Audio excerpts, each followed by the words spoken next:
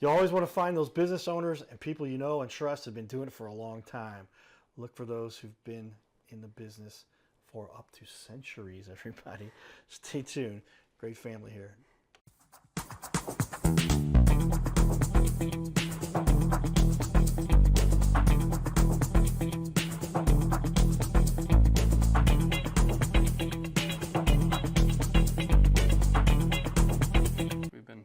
Welcome, everybody, to the Your Little Castle Show. We had to spend another half an hour here with our guests because it's rare that you get experts that have kind of bring this much integrity, history. Oh, boy, the family been in business for centuries now, since the 1300s. You guys are traced back over to Sicily, right? But Anthony and Julius, and I'm going to make sure and say the name correctly here because I don't want to mess this up, but it's a pretty cool name. Tornabene. And you guys are brothers. And decided, hey man, let's start a new company here. Anvil, been around for a while now, and tearing it up, doing good work, helping a lot of people. Great reviews. When I say tearing up, I mean you ought to see some of the reviews they've got here. They're doing some really good stuff, and doing well in our community. With that, I want to jump back here. I've got a specific question I'd like to talk about, and that is, how is it you feel the people benefit most from working with small business owners? If I ever have an option between some big company, I know I'm shooting myself in the foot here, because, sponsor me. If you're a big company, I'm going to tell everybody why small businesses are better. We'll work it out, but you got to explain why you're worthy. I'm not going to just impugn my integrity to say you're good if you're not. How is it small businesses do a better job? So you're going to find right now a lot of roofing companies are getting bought out for tens of millions of dollars, and whenever that type of stuff happens, corporate comes in and they just really change the way that the organization is ran as a whole. We see a lot of turnover and people coming to us to work for a small business. So on the employee level, when you're working for a big business, you kind of lose that spark that you get for working with a smaller company. To where you're really important within our everyday life, you're important within our business, and you're important to the clients that we're all serving together as a team. Whenever you're working with a smaller business, you're keeping those, you're keeping the resources local as well, right? We buy from the local butcher, and we spend our money right here. So the money that's coming out of the insurance company's pockets that are going to roofers are going right back into the community.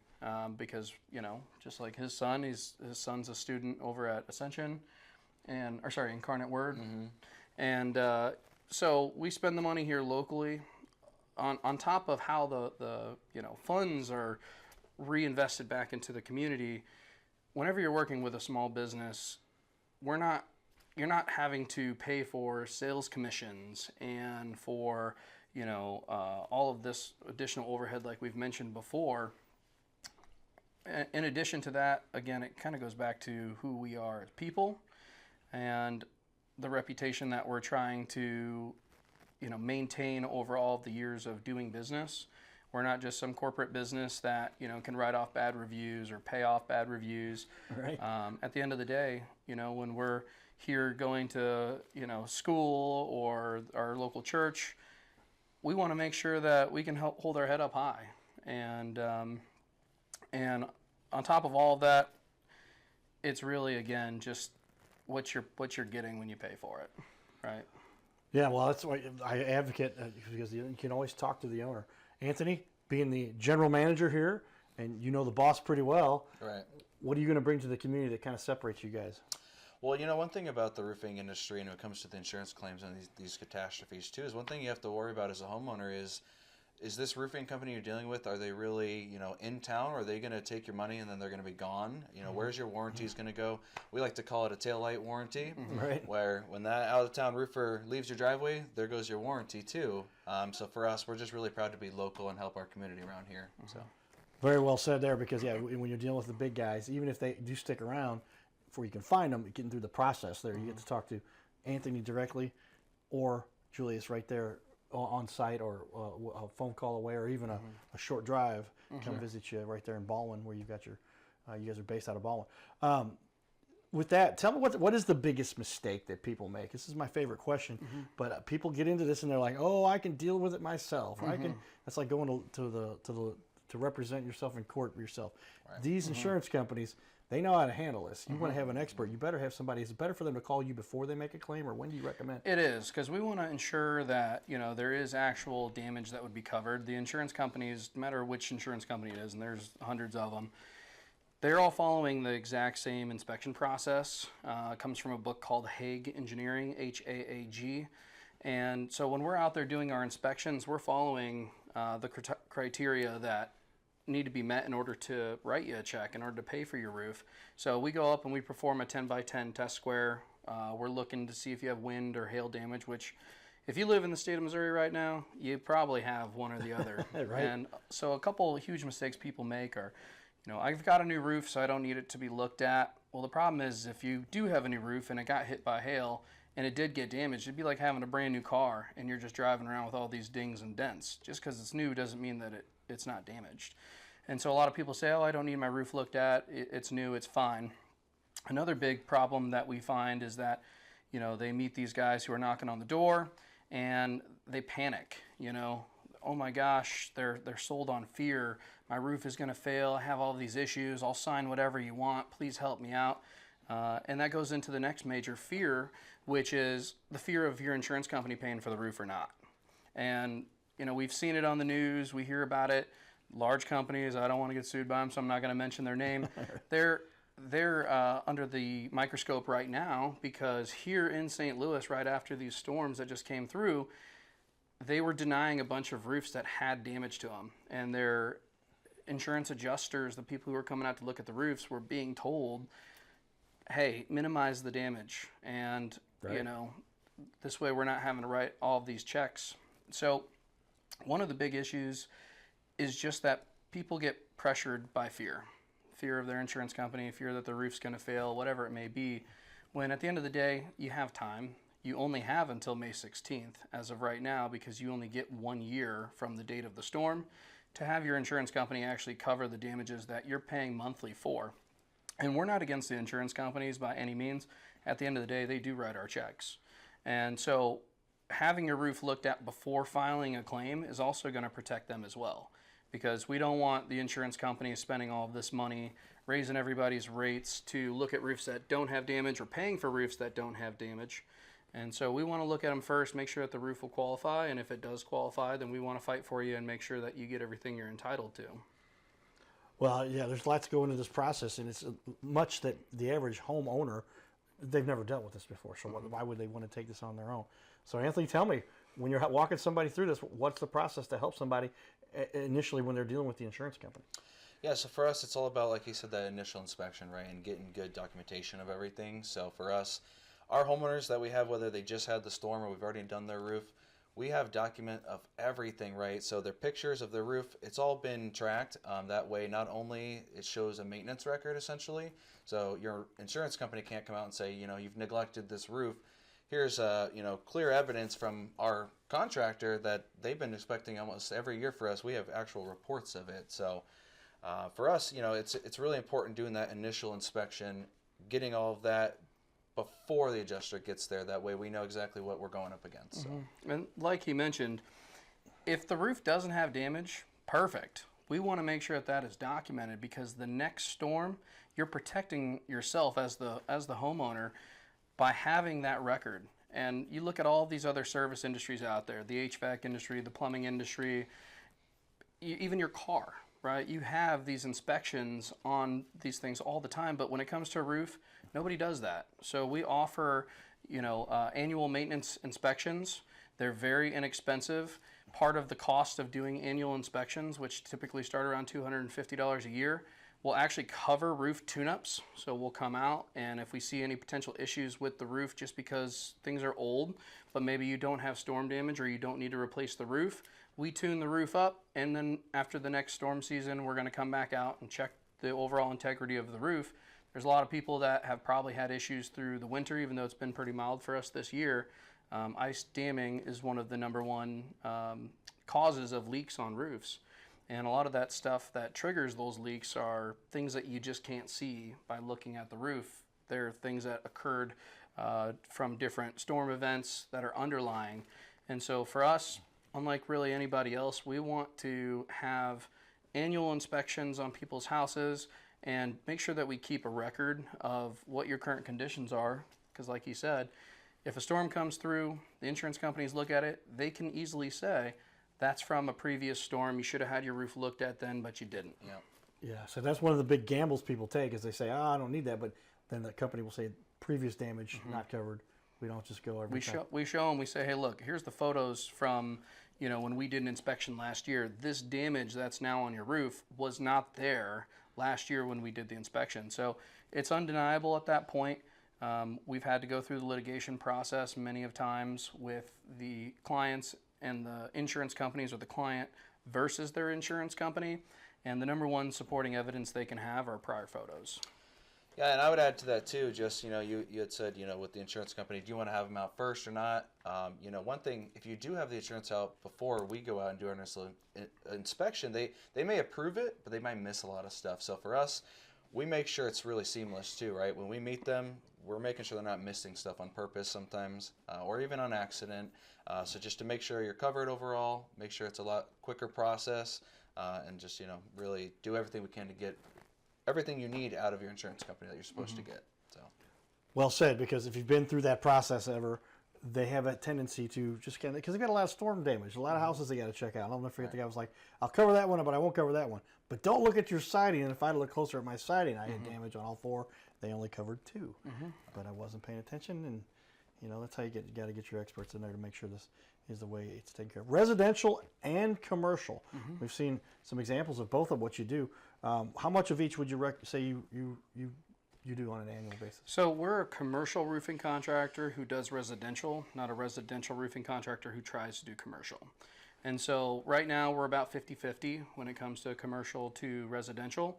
And like I said, there are levels to this. And so working our way up through the years and becoming commercial contractors, we have a much larger workforce that will allow us to build the big jobs like that, which make doing residential homes just that much easier.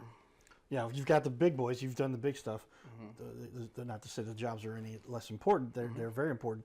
But you've got the experience now to handle it at a high level to make sure the high quality is there. Right.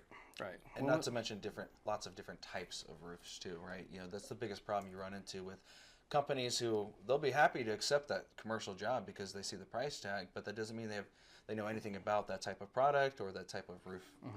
When you deal with your typical residential homes, it's very different.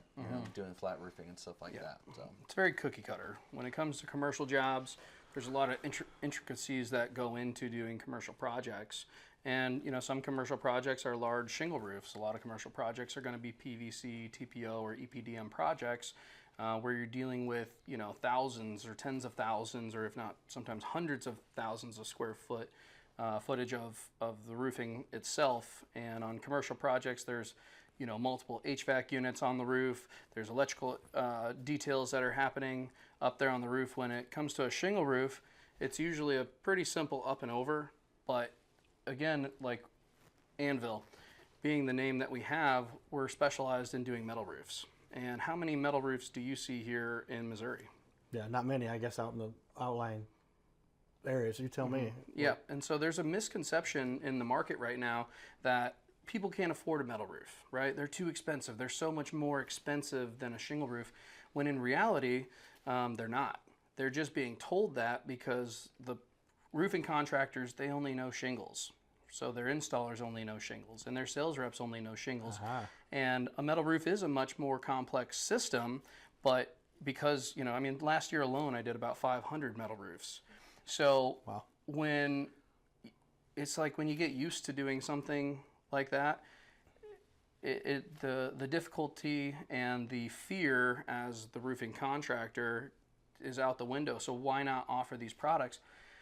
As an example, right now, if you were to go into a shingle roof and say you got an estimate for $20,000 for your roof, that's a lot of money.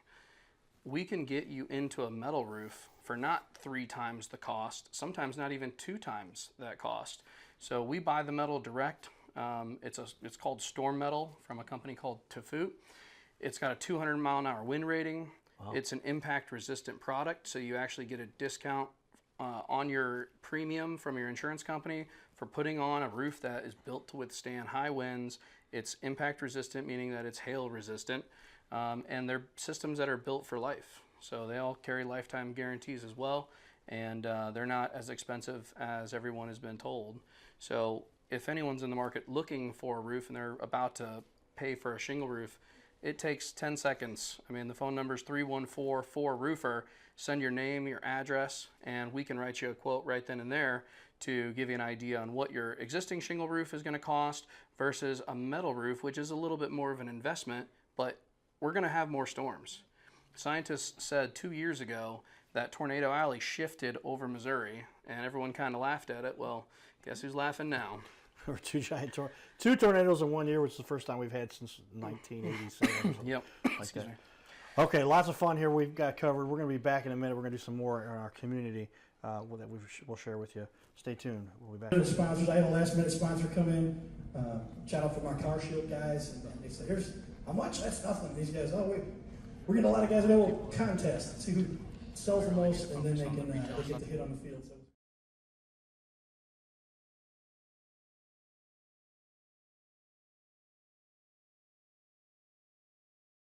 Win-win-win for everybody. So with that, let's give a nice warm introduction. We've got one of the best artists that many people have seen over the years here. Back in 2004, he was the New Artist of the Year nominee. He had a breakthrough video, I Want to Live, in 2005. Gained public attention as the 4th place finalist on the 2nd season of American Idol. Is that pretty cool? You guys realize American Idol's been around? We've had a couple of guys on my show. We got to get Josh on the show. They got a couple great crew here with them too. Sydney.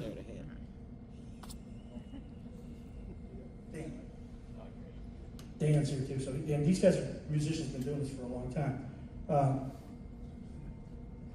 So give it up for Josh Grayson.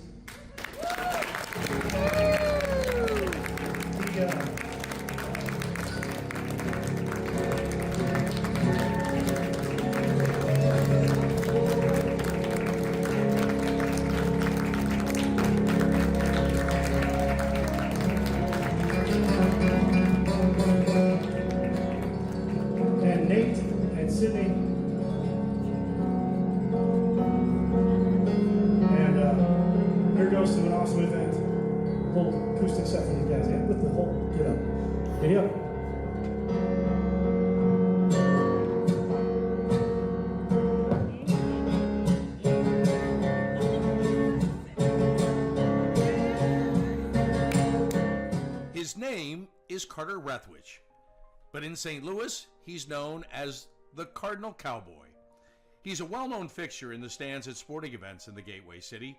He's one of its greatest cheerleaders, a super fan like no other.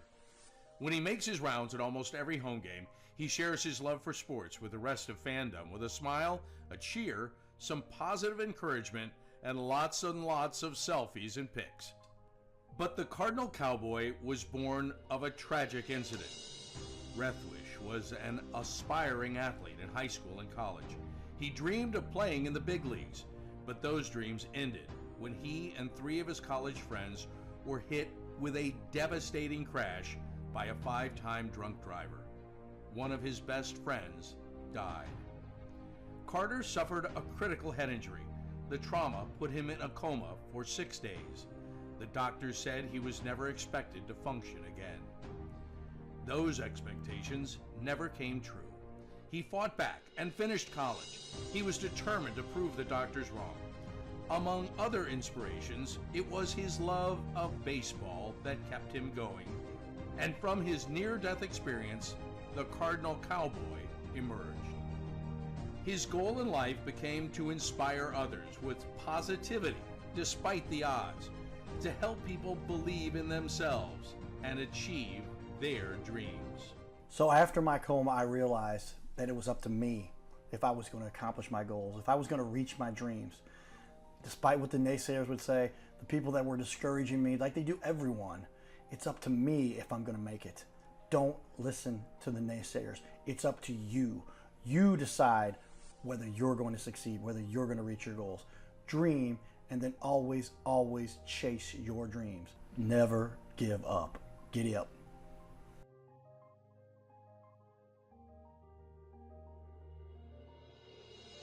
Hey, we're looking for the small business owners and leaders in our community to be on our show. This is the Your Little Castle show. We air 3 times a week, every week on ABC, and we would like to put somebody you know, or maybe it's you, who's a business owner to be on our show. You'll sit right here in our guest chair, right here, sitting here talking to us. We're going to put on the wall your website and everything about you and highlight you as a leader.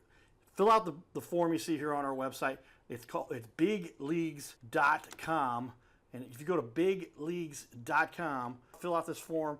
It takes just a couple seconds, and you can even schedule yourself right here. Schedule yourself to be on the show, and there is no charge for us to record you.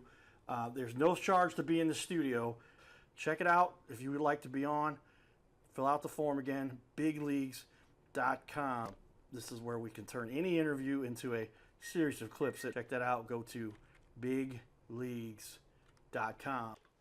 So with that, we're into some of the discussion I like to have in our community and fun stuff we get to do there. What do you guys like about St. Louis as a city and for a market for what you get to do, the service you provide? I mean, it's our home, you know.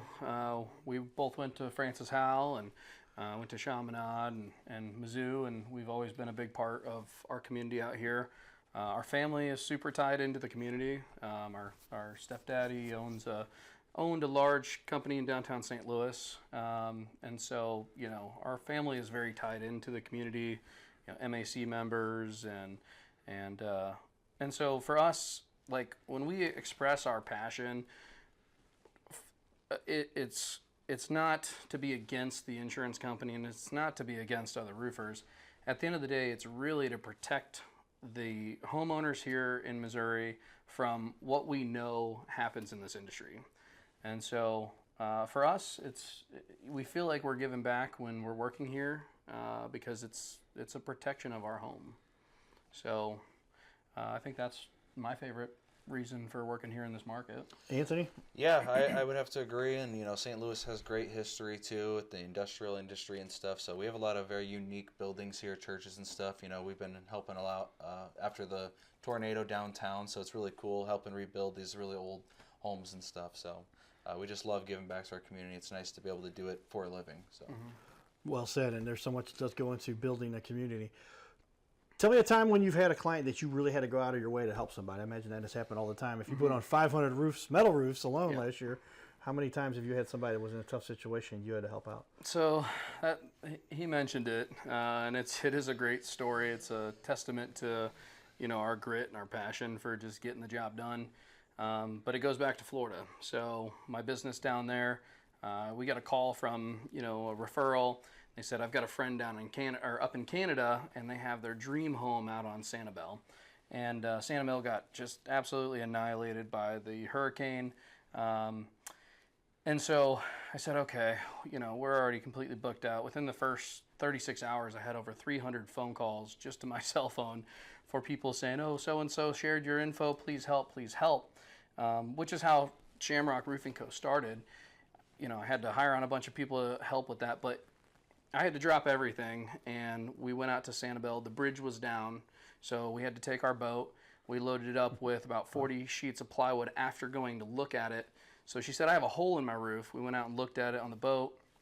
We had to bring chainsaws and cut through the jungle. We had to go through people's houses that, you know, the walls were all blown out, but there was no path to walk on, and there was just this mud and silt everywhere. And we saw the house, and we said, there's not a hole in your roof, ma'am. The whole entire right side of your roof is missing, plywood and all. And so we had to go and fight for materials. We loaded all these materials up on the boat, and we had to carry each sheet of plywood, which, you know, for a thicker sheet of plywood, most people don't know, but they're about 50 pounds or more per sheet. And so we had to carry them about a mile onto the island, one by one. There were 3 or 4 of us, 3 on one day, 4 on the other, carry them through the 3-story house, feed them up onto the roof. And, you know, we had no electricity. There was just nothing out there. And the day that we were finishing up the project, took 3 days to do this, which is impressive as well. Another storm came in, and that storm actually sunk our boat because we had all this plywood on there, and the waves and the wind were really bad, and so our boat got sunk on the beach, and we were just sitting there, and I remember my business partner, he was just crying. You know, he was just crying, and we thought we were never getting off this island. We called one of the rescue boat companies to come pull us out of there, and they wanted $11,000 to come get us. And so we bailed water and sand out of the boat for 4 hours in the dark on the beach, got the boat running, and made it home with no navigation, no nothing. And the only people that were allowed on the island at that time were emergency responders. So there were Chinooks coming in, stuff like that, and some police officers on side-by-sides, and then there was us. And so people heard about that, and before you knew it, we did, you know, every single shopping center on the island. We built the majority of the large homes because they got to see, like, these guys don't quit. These guys have more grit than you know, the average man would have. And so we ended up protecting her home. We got it all sealed up before the storm. We've done a lot for a lot of different people, but that one really just kind of hits home just because I felt like crying. Well, I can understand. There's just that you're putting somebody's putting their life in your hands because their home is where they reside and everything they've got that ties into that. Tell me, media has changed the way the world has evolved, and so magnetize your media. Magnetize media. Pick up the book, #1 seller on Amazon. Yours truly. They've made me put my picture in there, but this really does show you some tips about how to do that. But tell me, how has media changed the world for you guys? And by now you're kind of experts with that. You've seen the way getting out there on social media and having a good-looking website can help. I mean, at the end of the day, we're roofing contractors. So when it comes to, you know, getting ourselves out there with the media and being good at that stuff, there's a lot of lessons that I had to learn through my previous business. But for us, it's really difficult to compete with a lot of these other companies that are out there who have just endless marketing dollars. So for us, I guess at the end of the day, we would really, outside of trying to get out there in the media, we'd rather have word of mouth and just organically build the business. And, you know, obviously there's things we're going to have to do to reinvest into getting our name and brand out there, but I like the organic approach. And well, with that, tell me the process. We got about a minute left here. What is the process for somebody to hire you guys? So reach out to us, #1 314-4-roofer. Like we say, if you're looking for a roofer, it is my cell phone number. So if you want, you can just text us with your name and address. We can get you scheduled to have one of our consultants come out there, take a look at the roof, or if you just need an estimate because you're about to make a decision on a roof and you want to make sure that you're getting a fair price, 314-4-roofer, which is 314-476-6337. Text us that address. We'll go ahead and pull you up on our computer. It takes about 5 minutes for us to write you a quote, and we can either send it back to you via text or email it to you. And walk through that process, and you or Anthony will be out there to make sure that this gets done properly because, again, we've seen the damage. We've seen the tornadoes and the other things that have happened through our community. These experts will help you to get it done correctly, everybody. Stay tuned. Giddy up.